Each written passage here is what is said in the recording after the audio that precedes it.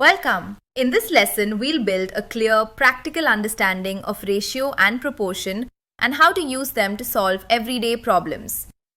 Think of ratios as a way to compare quantities and proportions as statements that two such comparisons are equal.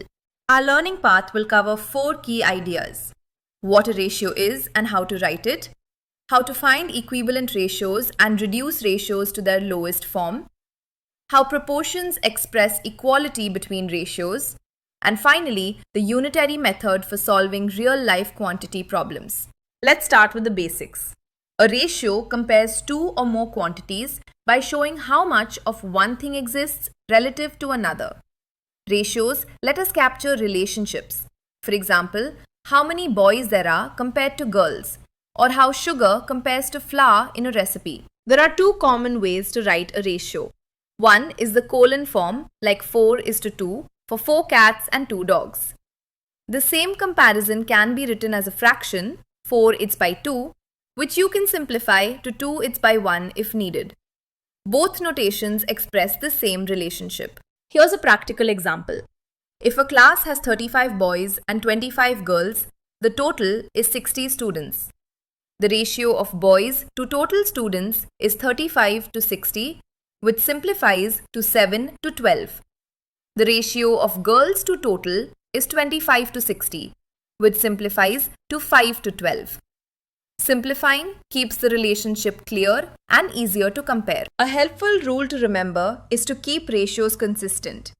Maintain the correct order of terms, make sure units match, and simplify by any common factors so the ratio is in its simplest form. That ensures you don't change the meaning while making calculations easier. When units differ, convert them to the same unit before forming a ratio. For example, if Raman is 1.75 meters and Radha is 1.35 meters, convert to centimeters as 175 centimeters and 135 centimeters. The ratio of their heights is 175:135, which simplifies by dividing both terms by 5 to give 35:27. Equivalent ratios represent the same proportion even though their numbers differ. If you multiply or divide both parts of a ratio by the same non-zero number, you get an equivalent ratio. It's the same fraction expressed at a different scale. To find equivalent ratios, you can multiply or divide both numerator and denominator. Take 2/4. Multiplying both terms by 2 gives 4/8, and dividing both by 2 gives 1/2. All three describe the same relationship, just in different forms. A ratio is in its lowest form when the numerator and denominator have no common factor other than 1. For example, 25:100 becomes 25/100. And dividing both terms by 25 gives 1/4. So 1:4 is the ratio in lowest terms. Now about proportions. A proportion states that two ratios are equal.